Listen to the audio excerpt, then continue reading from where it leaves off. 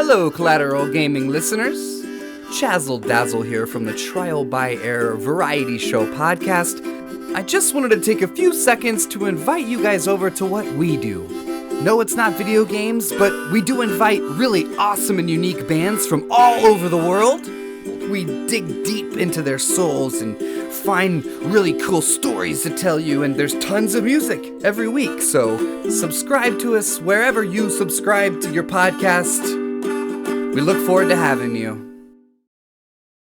It's Halloween time on the bonus round as we once again step into the world of survival horror with Collateral Cinema, reviewing the 1997 classic Resident Evil Director's Cut. So stick around, the show starts right now.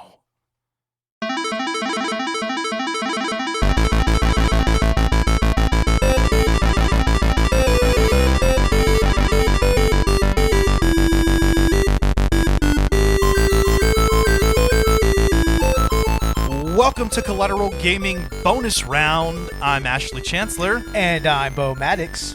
And we are recording straight from somewhere in South Texas. And yes, my friends, we are a 420 friendly podcast. So whatever you have, be it bongs, blunts, or joints, or even edibles or some shit, smoke it or consume it if you've got it. Just whatever you do, don't give your edibles to kids for trick-or-treating or anything like that for Halloween. I mean, it's just not a good idea. And on that note, happy Halloween, ladies and gentlemen, as we are recording this near the end of October, and this is officially the Halloween edition of the bonus round. We are going to be talking about I think what I want to argue is basically this game specifically the epitome of survival horror. I mean, just integral to the identity of it. Yeah, I mean, there are some examples before this particular game of, you know, the basic like mechanics of survival horror. Like, you know, you had the original Alone in the Dark and everything. Yeah, that's true. And I mean, Resident Evil itself, it was I believe it was inspired by a game called Sweet Home or something like that on the Nintendo. Really? Yeah. It was kind of a precursor to Resident Evil. Okay. But I mean, this is, yes, the definitive survival horror experience. Yeah. I would absolutely agree with that. And I really want to stress that because we're specifically talking about the director's cut edition of Resident Evil 1. And by extension, this episode kind of just covers the original Resident Evil 1. But I want to argue that this is the definitive experience of that. Excluding, of course, the remake, which I will argue is probably, just the definitive most superior version of this game. But if you're going for that classic 90s aesthetic, then, this is the way to go. This is the version that you're going to want to get. I mean, I actually recommended this to someone the other day on Facebook. I mentioned in like a Resident Evil shitposting group or something that, I would go with director's cut if you're going to play the original game. Absolutely. I mean, this set all of the standards for the genre, like pretty much. Like the PlayStation became pretty lousy with Resident Evil clones after this. I mean, this is true. All kinds of different games came out that had this exact formula, like Galarians. I mean, what's another one? What's the other one? Dino Crisis, of course, and that's also from Capcom. Yeah, and everything. That's true. Yeah, I mean, you had the tank controls. I mean, the graphics, the cutscenes. I mean, this is also another series that really moved, cinematic gaming forward, like at least by a generation. Right, yeah. No, I 100% agree. I mean, this launched the franchise, and, what the Director's Cut Edition is it's a re-release of the game 1 year later, holding off until Resident Evil 2. I think the only things that were really added for the most notable things would be the advanced mode, which rearranges some of the items and is just a harder difficulty. And then what else was it?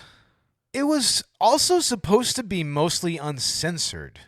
But, yeah, that too, and also the auto aim. The auto aim, which was only included in the original Japanese version, was not in the English version at all.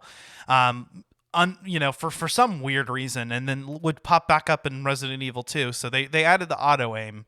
Yeah, and that does kind of make this more seamless experience, you know? Also, the starting weapon that you get, the Beretta, is I think in the original game was just a regular Beretta 91 or 92, whatever it was, and this one's like a customized Beretta Yeah, it's 90 something FS. It's the Samurai Edge, right? It is what would later be known as the Samurai Edge. Yeah, it was the precursor to the Samurai Edge.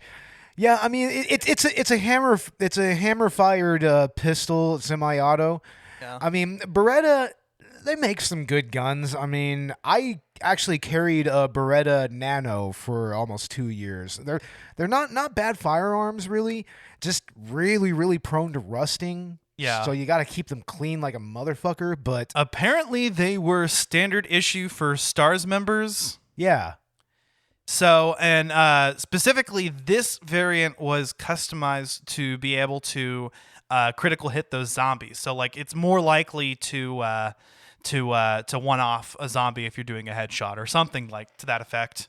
And in the actual gaming lore, it was actually created by the Kendo gun shop. You know that gun shop at the beginning of Resident Evil? It was actually custom made by Kendo himself. Yeah. So a little bit more, kind of lore started here with specifically this version of the game, but Resident Evil 1 in general, I think, just really encompasses the survival horror aspect so well for me. I mean, I think we mentioned in our Resident Evil 2 episode, which we just did, that, this game kind of really fits that aesthetic more. And I think that the fact that they use, those cheesy live action cutscenes and the dialogue is just so bad just adds to the experience. Now, there's a lot of interesting stories about those live action cutscenes and everything. Like, for one, nobody knew, for the longest time, nobody actually knew who those actors were. They were only credited like with their first names if you actually look in the credits and everything. Sometimes the way that they like annotate things too sounds like almost like they may be foreign or kind of sorta. They don't have accents, but it's like the way that they speak. I think that they recently just tracked down like Rebecca's actress and also maybe Jill's. Okay, so what are their backgrounds like? I mean, they were just they were just hired from like a temp agency for voice actors or actors or something like that. I'm not really sure. I don't really recall. Yeah. I know that Wang has a couple of videos on the subject, so go check out his channel. I mean, Wang is always a lot of fun to watch, anyways. But his videos on the subject, he go kind of a little more in depth on that. So. Nice.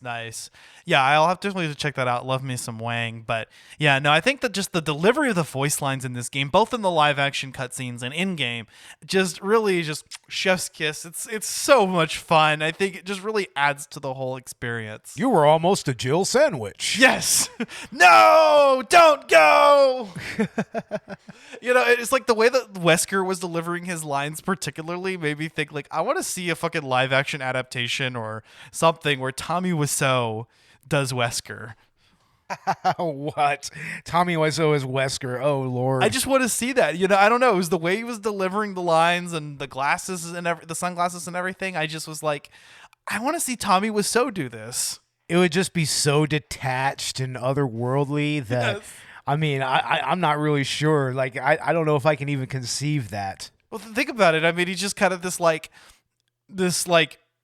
mysterious character, like the conniving character behind the scenes. Yeah. I don't know. I feel like it would work, but anyway, I love the whole camp. This is something that really wasn't as much of a thing with the later Resident Evil entries, starting from Resi 2.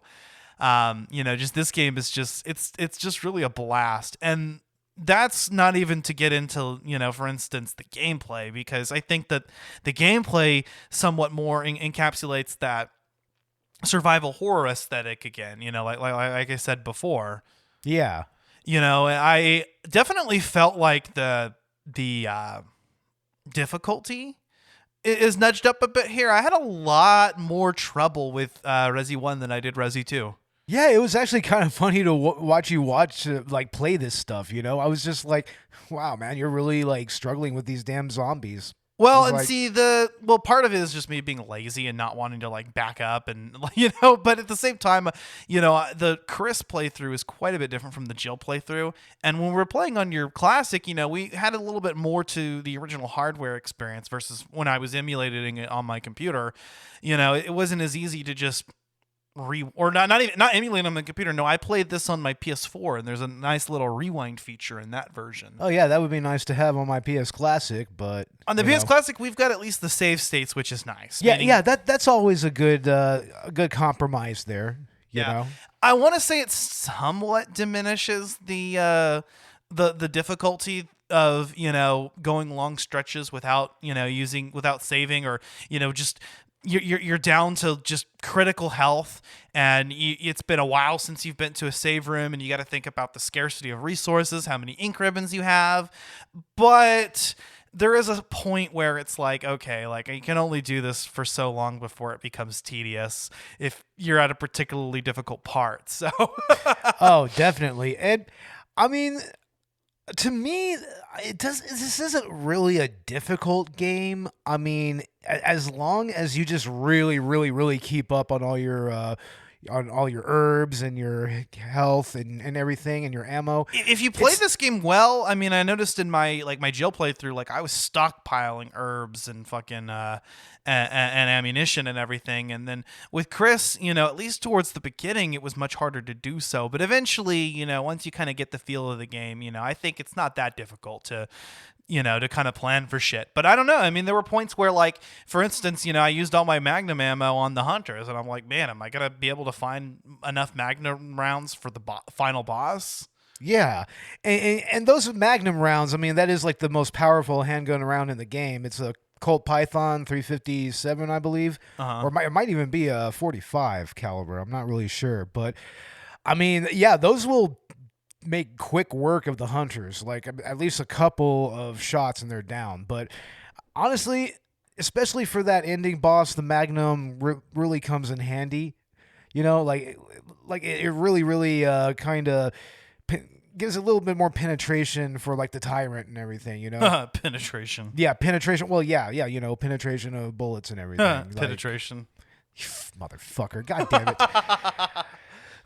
But yeah, I can see why you would really, really want to save those rounds. Right, exactly. Yeah. You got to kind of think about this strategically. And I think that that's really what makes the survival horror experience. And like I said, with Resident Evil 2, I mean, the scarcity of ink ribbons and, even ammunition to an extent was not really that bad. I mean, the game almost felt too easy for me. Resident Evil Director's Cut, I felt, or even just the original Resident Evil 1, I presume, has a bit of an edge over that in terms of difficulty, I would argue. And especially if you play the advanced mode, which I haven't done yet. Yeah, the advanced mode, it really, like, you get even less ammo. Mm-hmm. I mean, I believe that the enemies actually deal more damage a little bit. And I mean, the bosses are a little more difficult. And they even fuck up with you and rearrange the items, I hear. And I think it even takes more ammo to take certain enemies down as well. Well, that makes sense, and some things were even tweaked, for instance, with the remake, like the dogs, you could get down those with 1 or 2 shotgun blasts. In this game, it's better to just unload 4 to 5 handgun rounds in them than it is to down them with 3 shotgun shells. There are a couple differences there. I mean, you need the accuracy of the handgun a little more than the stopping power of the shotgun with those dogs, because they're very quick enemies. Right. So it's like the way that you even approach enemies is a little bit different.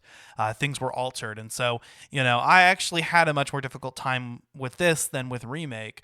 And, part of that is it being on an older console. And just part of that is just, the design of some of the enemies being a little bit different. I mean, this game is just a little bit more unforgiving, I would argue. A lot more unforgiving, actually. I mean, Yeah, I mean, especially when you're starting to go through those herbs and everything. When you're getting down to the last one that's in your inventory. Right. Either that, or if you messed up and your inventory is full and you need an item like really, really badly, and you're just like, oh shit. Especially when you're playing as Chris. Oh yeah, especially as Chris, you're just like, oh god damn it, I either got to use one of these items now, or I got to find a chest. It gets really harrowing. And there's a lot of backtracking and moving back, but I think what's nice about that is that you sort of get a feel for the Spencer Mansion.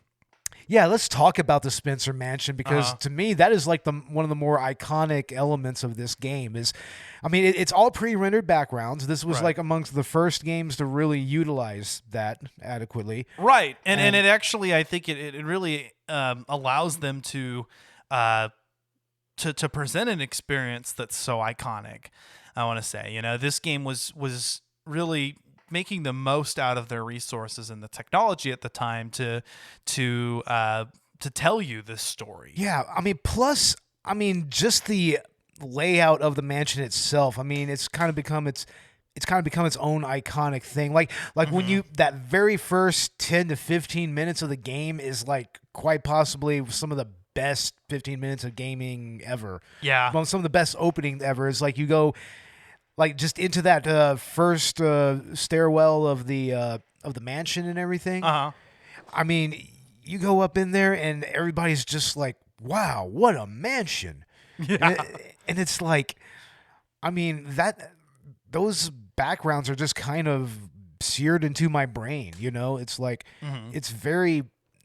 it's almost like archetypal in a way. Yeah. It's an archetypal, scary, haunted mansion type thing and it's designed with all these different traps and puzzles. It's like, what the hell were the architects thinking when they made this? Well, it kind of makes sense when you consider the context that that the Spencer Mansion was actually associated with Umbrella, and it was actually, that was kind of its purpose, was existing to support these undercover Umbrella operations. Because I don't know the full lore, but like it wasn't Spencer like the person that it's named after, or the family head or whatever, Henry Spencer, I think, or wasn't he part of Umbrella or one of the founders? He was, and in Code Veronica you actually meet the two Spencer siblings who are actually they're the ones that currently own Umbrella at this point. Okay. Yeah.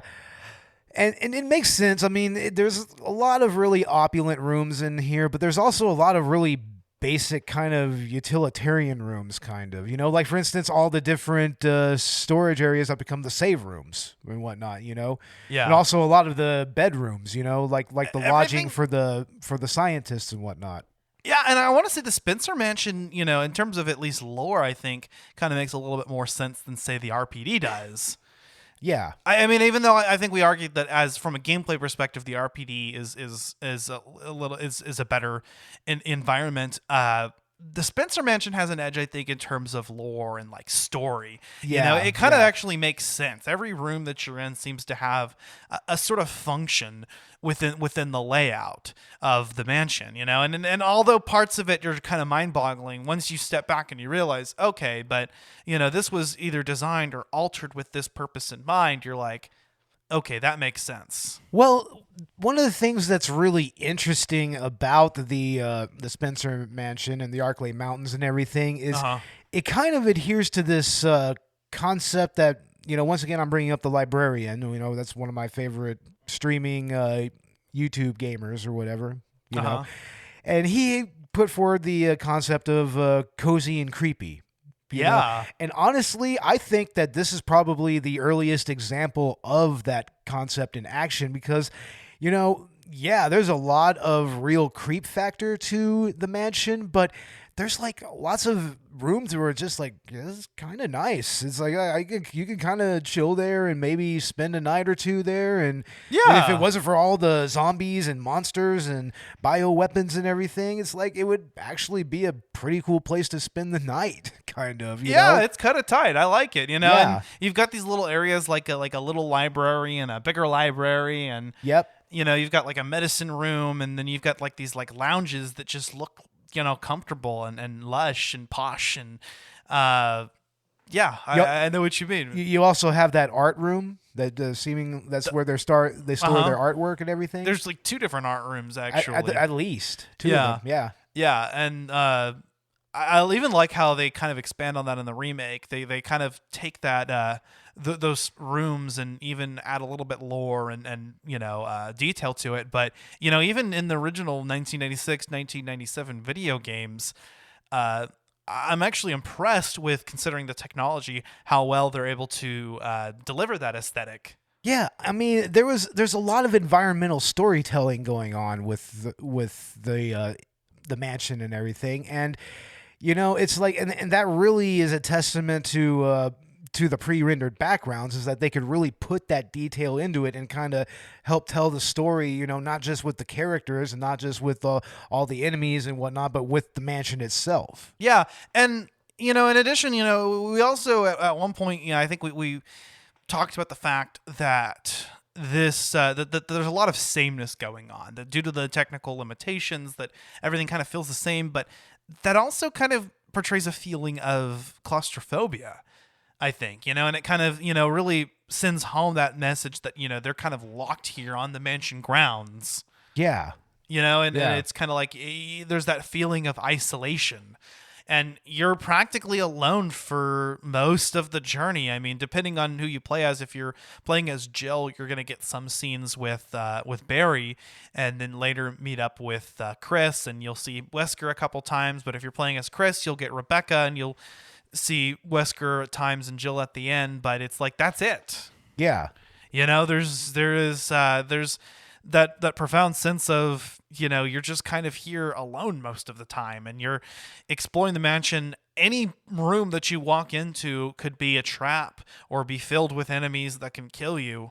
Well, once again, it goes back to that environmental storytelling. Like, it's meant specifically to kind of give you that type of menace. Yeah. And everything, Yeah, or especially like watching here on this playthrough that we're watching, this long play, and this is in the very beginning of the game through Jill's playthrough, where you walk through that corridor towards the north end of the first floor. Yeah, and the dogs come out of the windows. I think they're called Cerberuses. Yeah, they're called Cerberus. Yeah, or Cerberuses. I don't know. And that burst out through the windows. And your instinct, actually, the thing that you should do is just, at that point in the game, you probably don't have enough ammunition to really take care of them, and you gotta run. You should just run through that corridor. That is such a oh shit moment right there. I'll never forget the first time that when me and my buddies were playing this on the original PlayStation. I'll never forget that moment where they just burst through the window and they're like, go, oh shit, oh shit, oh shit, oh shit. It's like, yeah. It's like, do we fight him or do we run? Do we fight him or do we run? The remake eases into that, I noticed, where, the first time you walk through a room, the enemies aren't going to bombard you. But later on, it's a nice surprise because it kind of lulls you into a sense of false security, which is cool. But this game instead actually just kind of just throws it full force at you, surprises you right from the get-go, and you get the feel for what type of game this is going to be. And I think that aesthetic is nice as well. Well, another great example is the scene in that bedroom where the zombie busts out of the wardrobe, of the closet, and you turn around and you read the diary of the scientist or the researcher that was living there. And at first everything seems normal. He's just like, yeah, it's my job to feed the dogs. It's like, screw them. I'm not going to feed the dogs or anything. And then you just kind of read and you see his gradual demise, how he just became a zombie. And it has those iconic words at the end of it: itchy, tasty. Yes, it's like that's another great example and of then how the zombie jumps out of the closet. Yeah, no, I think it jumps out of the closet before you read it. Oh, okay. Yeah, but it actually adds a little bit of tragedy to all of this and all that. Yeah, it really does. I love that the lore is presented to you in such a way that you just kind of find these notes and letters everywhere. And that's how you get the story. You explore. The game pushes you to, check out new rooms and check out everything that there is to offer in that room. Go off this path, check out this room.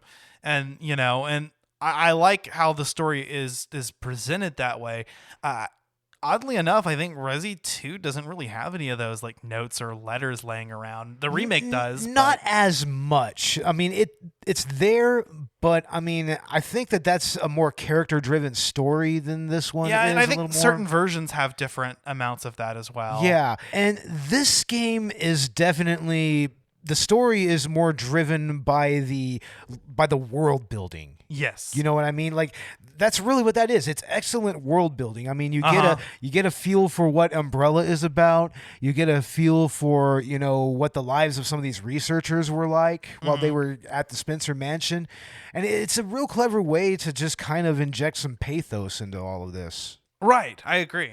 Yeah. Yeah. No, I think that, and it does kind of demonstrate, how much this virus just ravaged the lives of everybody involved. And right now, during this part of the story, it's particularly isolated to, the staff of the mansion and anybody that's been to the mansion.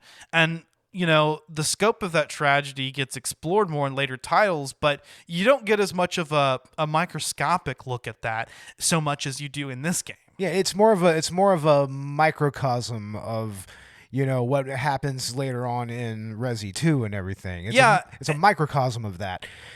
And honestly, another thing about the mansion that I wanted to point out is just how it really evokes that alienating feeling of isolation. Like that's what's great about it being this one central location outside Raccoon City.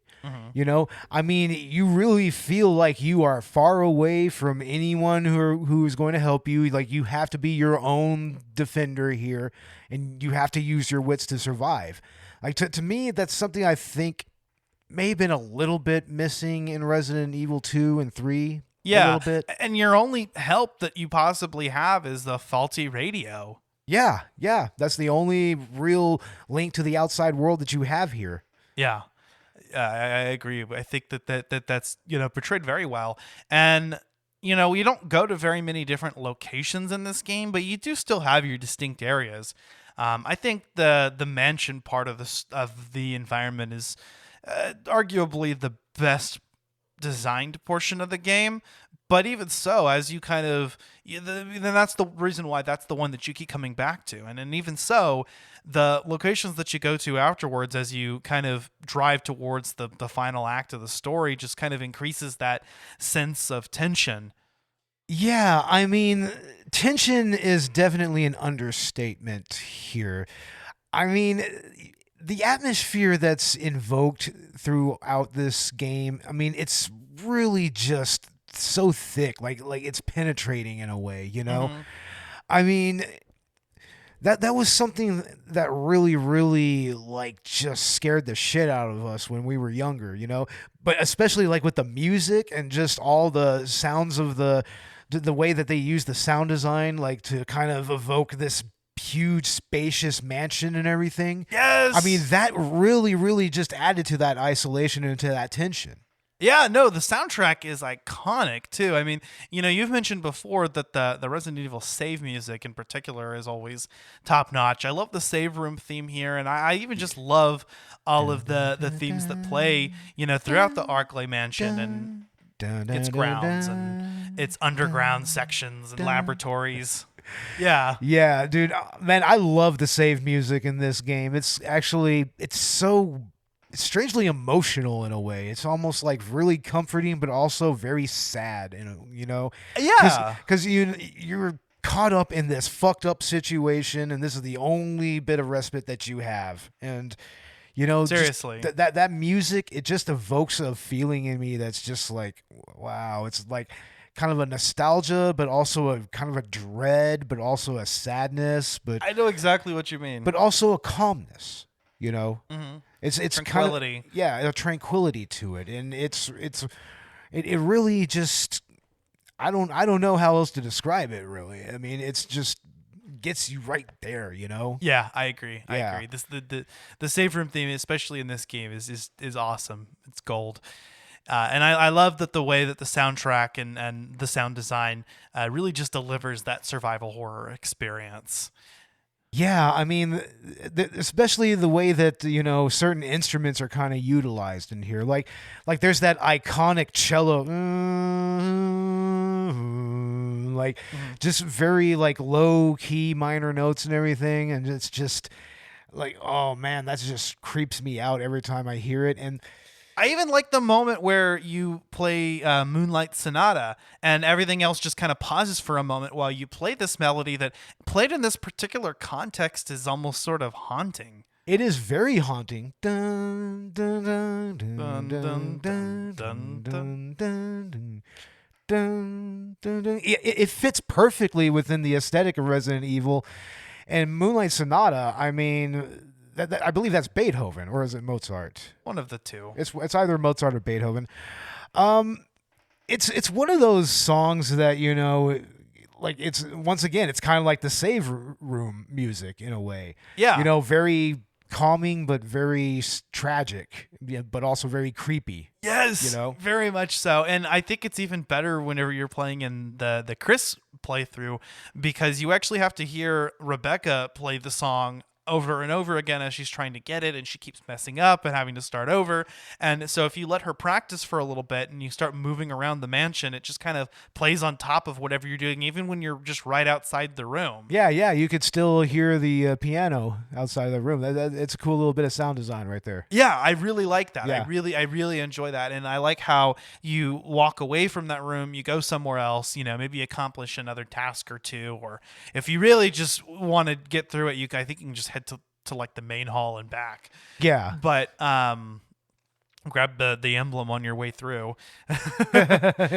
Yeah. Because it's better if you leave it there than if you have to go trek back to some item box to go get it. But anyway, things you learn when you play through the game more than one time, right? Oh yeah, of course. And we'll talk about how that changes, you know. But anyway, I like how you're on the way back, and then you start to hear the music come back again. And this time, she's actually able to play it competently. She doesn't mess up. And you walk in, and she's like, "Chris, is that you, Rebecca? Is that you, Rebecca?" She's right in front of you there, dude. The lights aren't even dim in here. Yeah, it's another one of those corny line deliveries. Yeah. Gotta love it. You were almost a Jill sandwich.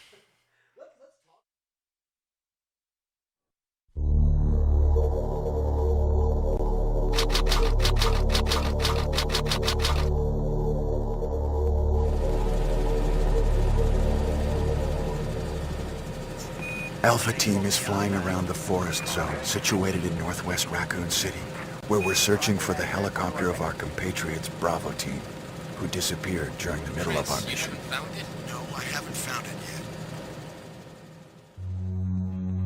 yet. Bizarre murder cases have recently occurred in Raccoon City.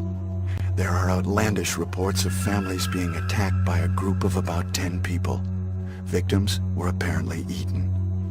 Bravo Team went to the hideout of the group and disappeared. Look, Chris!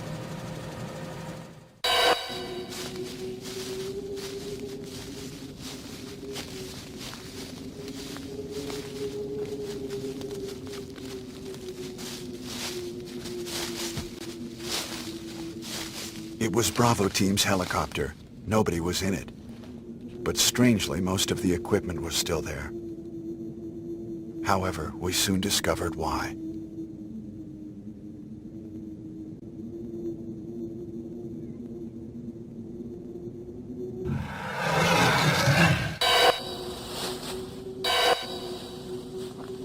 Hey!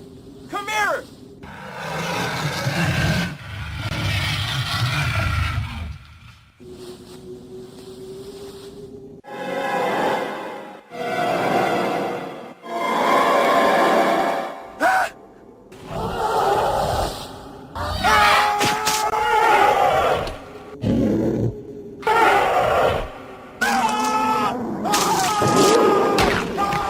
Joseph!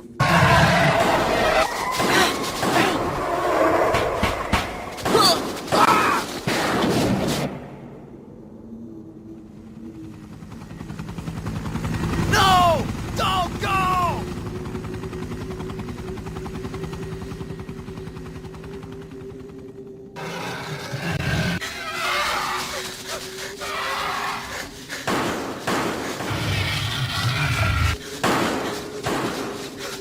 Jill, run for that house!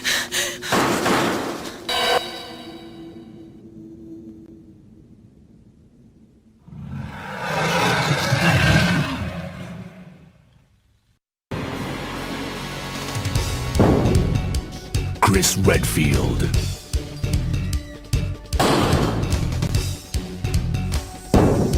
Jill Valentine. Barry Burton.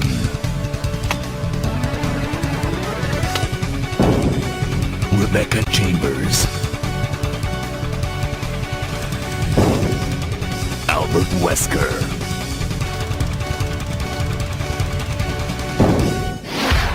Resident Evil.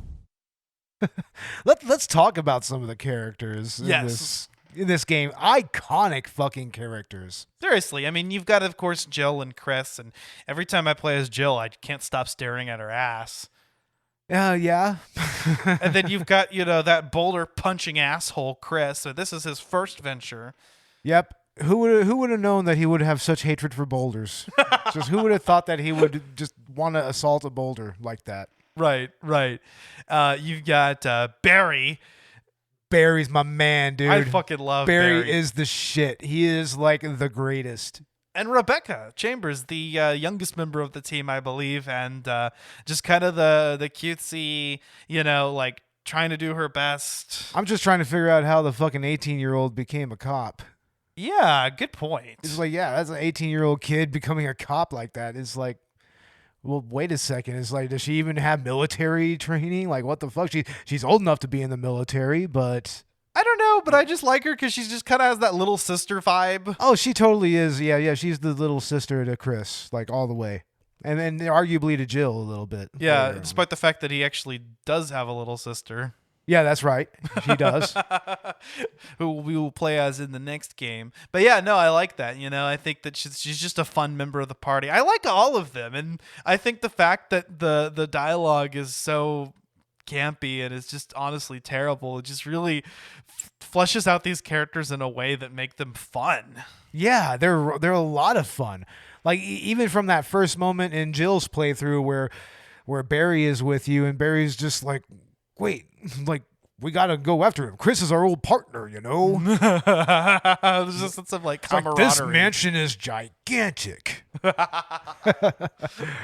I mean, there's a reason that if you watch Felis's reviews of the Resident Evil games, he cosplays as he dresses up as Barry. Nice. and it's fucking awesome. So Like the red vest and yeah, everything. red vest with the knife up here and everything. Yeah. And he's the one, like, he carries the big ass. He carries the big ass Magnum. That's his preferred sidearm. The Colt His Python. Magnum is better than Jill's Magnum, actually. Yeah, I think it's a modified Magnum. Yeah.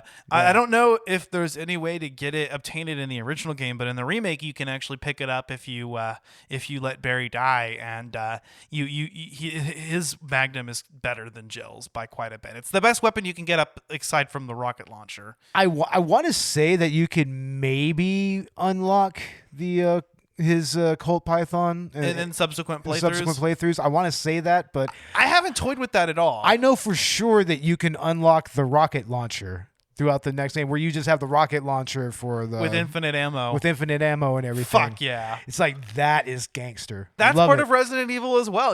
Playing through the game well enough that you deserve to unlock an infinite weapon. Not to mention costumes. In the costumes.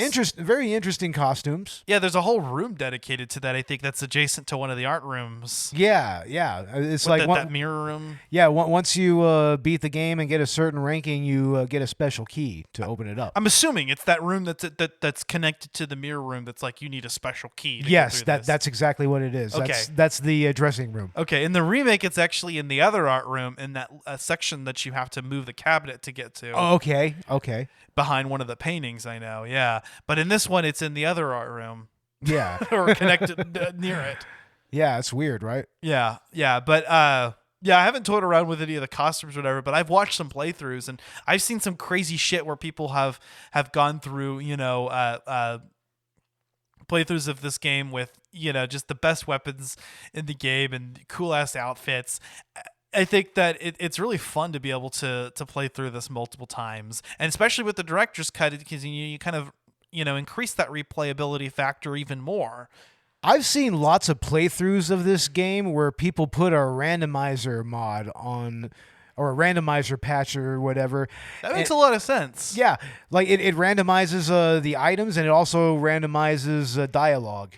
Honestly, I think that's kind of really would add to the whole to the game design. Yeah, because I mean, you go up and instead of the normal item that you would normally receive, you'll get whatever.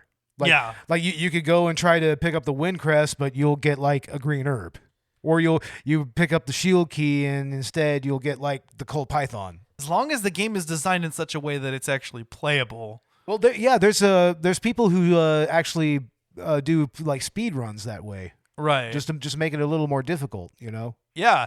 No, I think that's cool as hell. It kind of encourages you to be like, just work through room by room. And that's kind of what you do when you start up the game. And then you get a feel for the layout and you realize, okay, now I can go back to this room to do this, or I can go there to do this. Yeah, that's another thing is that this game is really well suited to speed running. Yeah, it is. Because, I mean, you can easily beat this game in 3 hours if you really apply yourself to it. Right. And that's how you get, I think, the highest ranking. Yeah. Yeah, so it is entirely possible to go through this game in less than 3 hours. Right. And, and if you really know this game like the back of your hand, you can do it without having to save all that often. Just utilize your resources well. Whenever you get a particular ammo type, especially if you're playing with a randomizer, just learn how to use that weapon to your advantage. Yeah. Or store it away for whenever you think you're going to need it. Yeah, and there's lots of really iconic weapons in this game to speak of, you know. So imagine like walking up and trying to pick up the flamethrower, but instead they just give you another knife, right? With the randomizer. Oh, that's true, because you do get 2 knives in this game, I think, right? I think. Yeah, you do actually. Yeah, so I think they give that to you at the part where you have to cut the webs, because it would be used, because I think you need to use the knife to cut the webs, right? Yeah. If I'm not mistaken. But for the most part, both Jill and Chris, they have knives. They have knives equipped. Like the knife is the only that's what you start off with Chris. You start off with a knife. I noticed myself using the knife a lot more in this game than I did Resi 2. In Resi 2, there's just a couple of situations in the beginning where it might be helpful. You might keep it on you in case you run out of ammo, but there's a certain point where you just kind of drop it off. In this game, there's still a point where once you get enough ammunition and weapons, you're going to deposit your knife and never use it again. But in the early game, it's definitely a lot more useful. I found myself, kind of having to learn how to knife and use it well. And, even employing mechanics like knifing enemies on the ground, after shooting them. After shooting them, right? Yeah, that's what I've been doing in my Chris playthrough. Right, and that doesn't usually kill them, so you knife him on the ground, switch back to the gun, shoot him again, knife him on the ground again. You can usually only get just one slice in while they're on the ground, too. I mean, this game is hard. Yeah. And the zombies can be relentless, sometimes just trying to weave your way through them. Let's say you don't have a lot of ammo. Well, now every time you go through this hallway that's connected to the save room, you're going to have to weave through enemies and try to avoid them latching onto you. Like, I don't know when I'm going to get the next herb. Exactly. Yeah, I had lots of moments like that, especially with the Chris playthrough, for some reason. Yeah. They make, of course, they make the Chris playthrough a little more difficult. Right. Jill playthrough, I think, is definitely intended more for beginners. She doesn't hit as hard, but she makes up for it with the extra inventory space, so you can keep better weapons on you all the time. And also, her lockpick comes in handy because, I mean, in Chris's playthrough, if you want to lockpick certain things, you got to find small keys and everything. Taking up more inventory, exactly. Yeah. And in this one, he doesn't even have the lighter ability. Yeah, you have to pick up a lighter. Yeah, Leon actually gets that in Resi 2, and in the remake of this game, they give Chris the lighter by default. But in this one, no, you still have to pick it up. So Chris's inventory management experience is much more difficult. Very, very much so. Or at least involves quite a bit more strategy and really thinking about what I need. I mean, I found myself, because you want to make sure that you have the right weapons equipped and that you have at least an empty space for you. So at the end of the day, I had to decide, I can't really keep an herb on me right now because I have to keep this key item in my inventory. Exactly. Yeah. Like at least until I go through enough I unlock enough doors so that I can discard this key. It's like I don't have the space to have everything that I need. Yeah, no There was a kidding. lot more strategy involved with that, and really having to remember, okay, well, I know that there's going to be some herbs coming up in this room, and like I can combine those, make some more space in my inventory. Yeah. But yeah, Well, let's talk about Wesker a little bit, man. Wesker! 'Cause Wesker! the man. Fucking Wesker, dude. Yeah, I mean, he starts off as the commander of Stars. You have no reason not to trust him, but yeah, he does that infamous heel turn and it turns out that he's working for Umbrella, and And doesn't he somehow come back in later games? he does. Yeah. God damn it. I think mainly he comes back in Code Veronica. That actually pisses me off a little bit because he's kind of a bastard. He's a total bastard. Oh my god, he's even worse in Code Veronica. Yeah, and he's not even loyal to Umbrella, right? He's renegade from them. He's just kind of in it for himself. All the way. Yeah.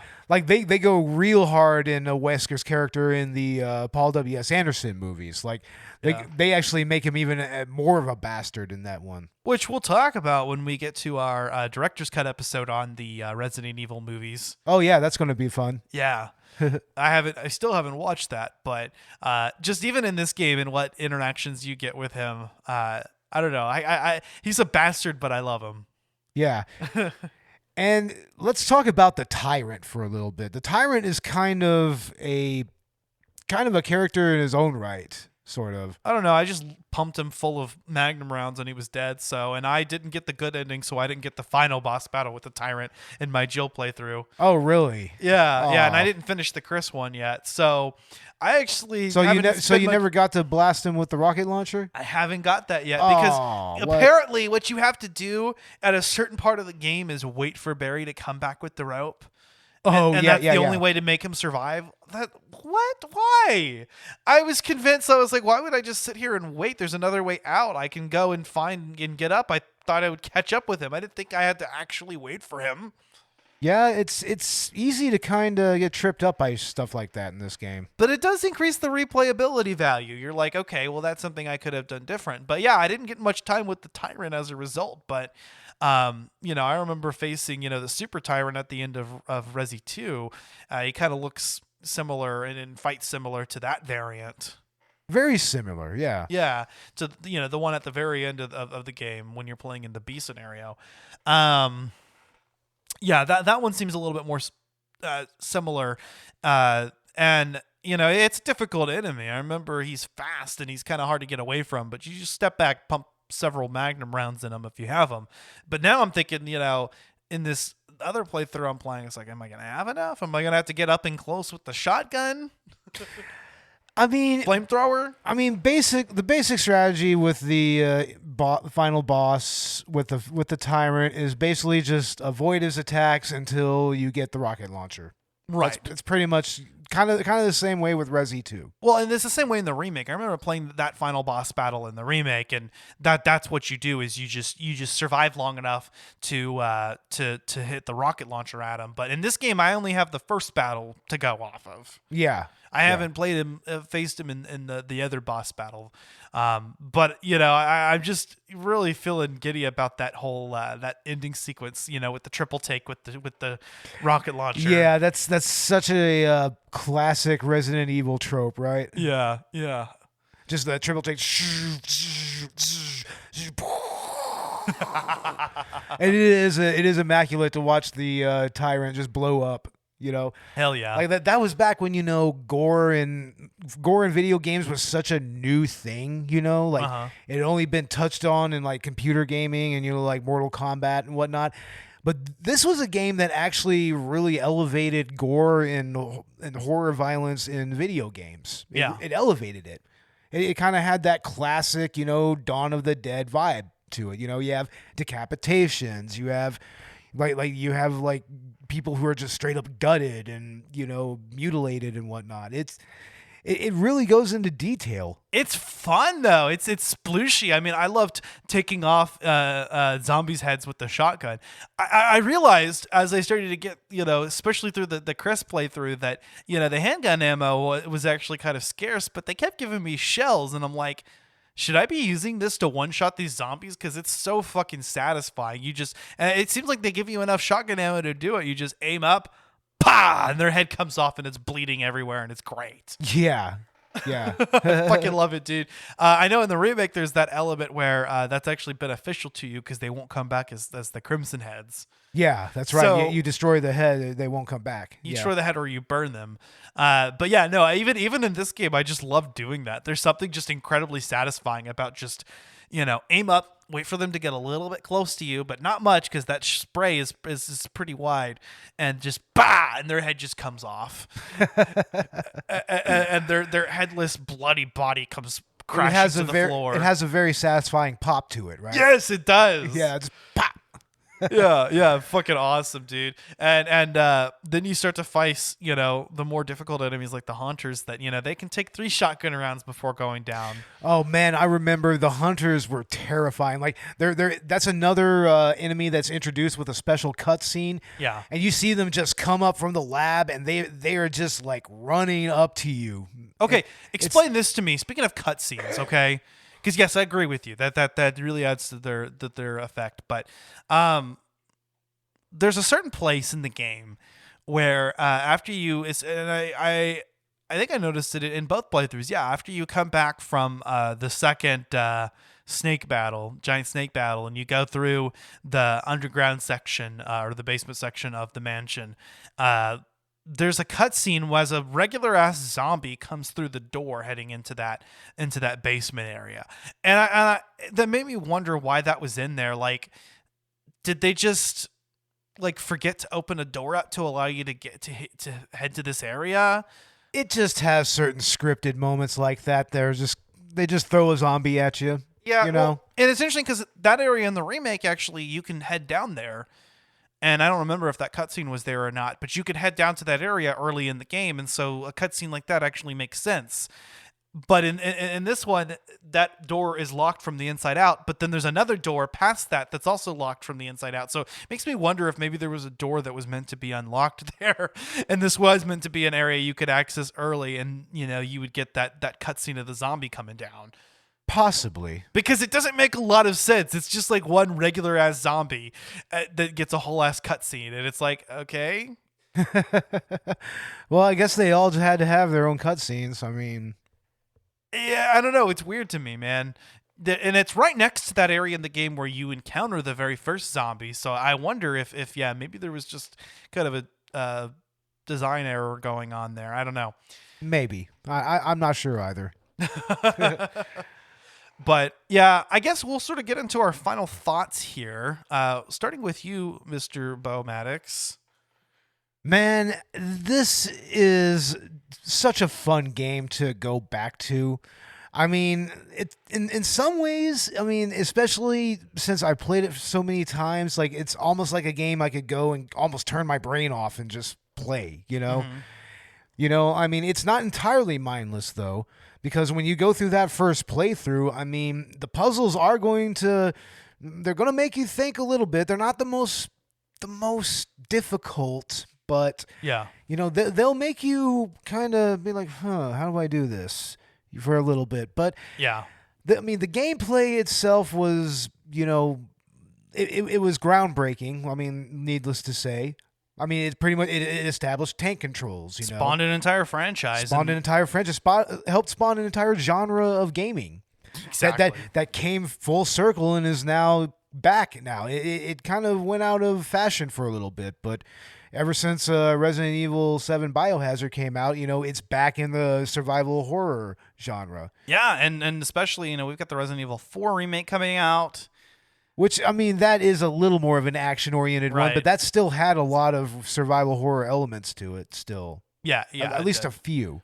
Right, and it's still kind of the franchise going in, I think, good directions, not... Well, then Resi 5 came out, and... Right, exactly, as I said, that's where, Resident Evil 4 was the last time that it was good. Oh, very much so. Yeah. But yeah, no, I agree with you. I actually prefer Resident Evil at its more less action oriented, more just puzzle survival horror focused, exploration focused. Definitely. But yes, I mean, this is a game. It's another one of those games that means a lot to me. You know, it was part of my childhood.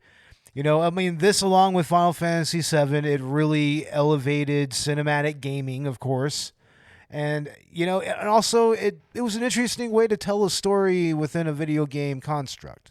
Yeah. You know, especially with the environments and everything and that feeling of isolation, you know, and all the lore building with all of the papers and the diaries that you find and whatnot. Like, it was very compelling back then, and it still is now. I think that it holds up amazingly well. Like, the first 3 games and Code Veronica, period, they all hold up well. I'd even say the first 4 games.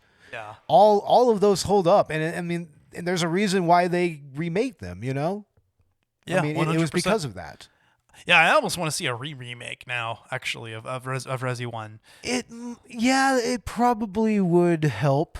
You know, I could just see like taking, you know, that same aesthetic and bringing it into a modern gaming perspective. I mean, the first remake does a good job of connecting it, but it definitely just feels like, you know, just a more modernized version of this game. I'd love to see what they could do with it to go even further by today's standards, you know? Yeah. But yeah, I agree. This game is fucking classic. I think it's definitely worth checking out. Especially, you know, if you're trying to get kind of back into the roots of survival horror. It's definitely, you know, something to do during the spooky season, for instance. And with the amount of Resident Evil content that we've been getting the last few years, if you've ever wanted to revisit, you know, where it all came from, yeah, I think this game holds up surprisingly well. The logical structure of the game impresses me. I love how, you know, there's just kind of like a go here, do this vibe. And I love how over time just kind of getting to know the layout of the Arklay Mansion better and being able to know the game like the back of your hand is just such a satisfying experience. Starting from not knowing what the fuck is going on, walking into rooms where there's hordes of zombies and not enough ammo or health to engage them, to, you know, just kind of becoming an expert is just immensely satisfying and especially compelling.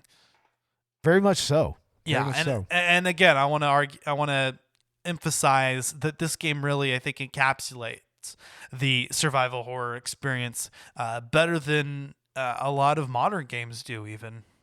Yeah, I mean, there's a reason why there's a lot of indie game developers that are kind of going back to this style of survival horror, and they're releasing even games with tank controls and whatnot. That's just kind of making homages to this, to the original defining game of survival horror.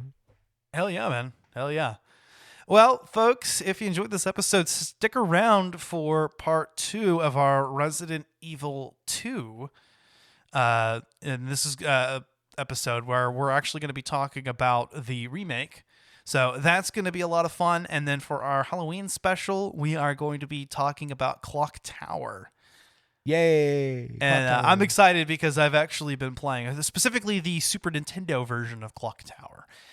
That's what we're going to be talking about. That's what we're going to be, that's what I've been playing lately, and it's been a lot of fun. But to kind of extend this collaboration with Collateral Cinema that we've been doing, and also the Resident Evil franchise, we're going to be talking about on the Collateral Cinema side, Resident Evil and Welcome to Raccoon City in the next Director's Cut episode, which will be our Halloween edition of the Director's Cut.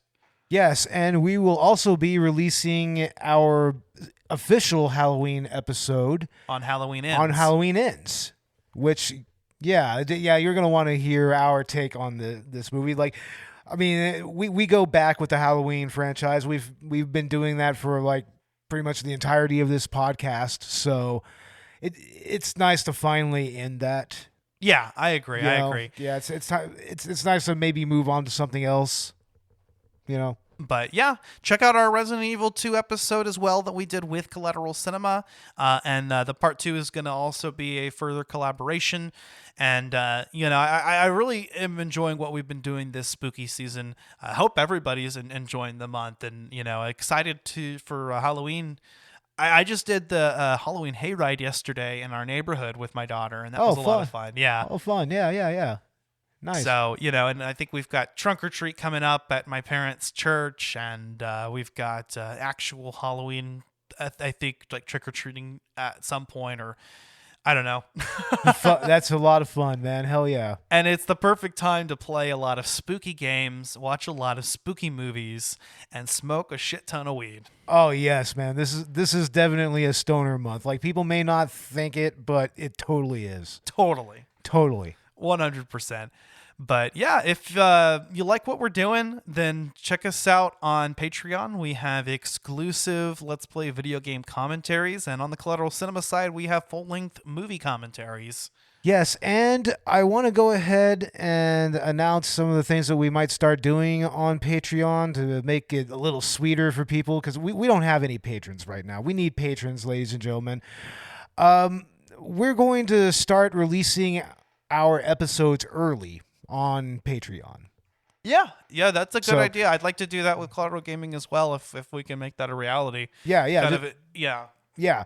And also, I want to actually get together a pledge drive to kind of get more patrons to join and to help us out with the show. So we might be putting together a live stream here pretty soon. Like, maybe just with Collateral Gaming and just play a video game and just, maybe take a Q&A. That would be awesome, man. Yeah. And, going into the future, that would be something fun to do around certain holiday seasons like October, Exactly. And kind of do something a little bit more horror focused.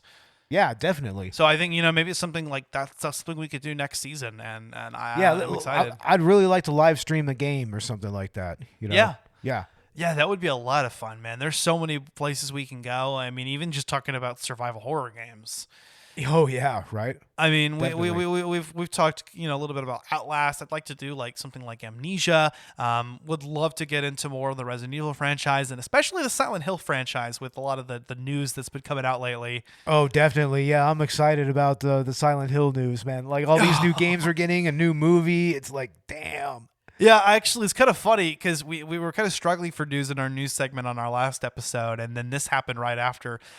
We'll probably incorporate that into part 2 of the Resi 2 episode, because there's just a lot of shit that happened. A lot. Oh, man, they announced a lot of exciting stuff. I mean, shit, yeah, we're getting a new Silent Hill movie, a remake of Silent Hill 2, and 3 new games or game-like experiences. It's not real clear on exactly what all of them are. And apparently even PT has been re-released. I heard that. I've heard something about PT being re-released. So. Yeah, and we did an episode on PT for our Halloween special one year, so check that out if you haven't. Yeah, definitely. Yeah, that episode was a lot of fun. We actually ended up having to play like a reconstruction of that game. Yeah. Because so for some reason it deleted itself from my PS4, and I'm so mad. But God damn it. That would be like thousands of dollars. I know, man. Shit. I know. Shit. But yeah, no, it's been a fun, spooky month. Hope that everybody has a safe and happy Halloween. Follow us on social media. We are on Twitter, Instagram, and Facebook. That goes for both podcasts. We also have the Collateral Media Podcasts Facebook group and a Discord as well. Yeah. Check us out on Collateral Media. Yeah, check us out on Discord, and come and shitpost with us on our Facebook group, Collateral Media Podcasts.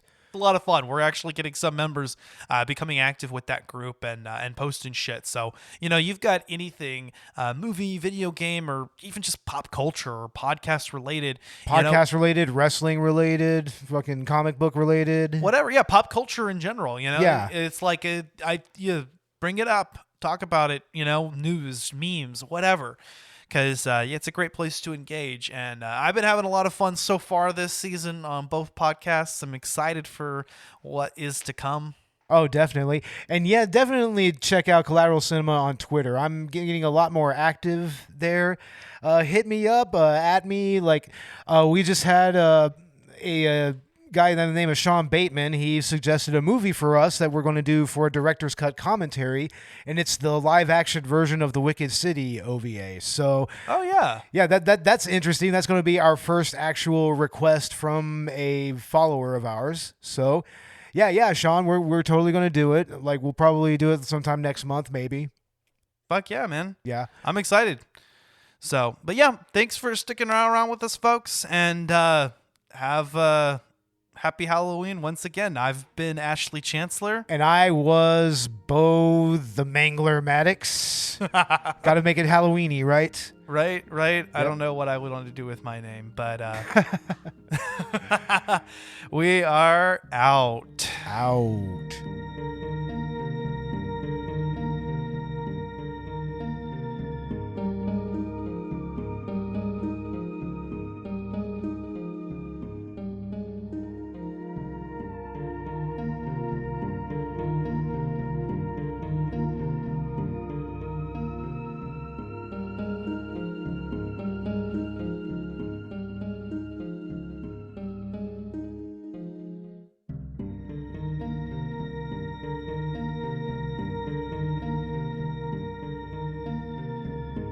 Collateral Gaming is a Collateral Media Podcast. All music and game clips are owned by their respective creators and are used for educational purposes only.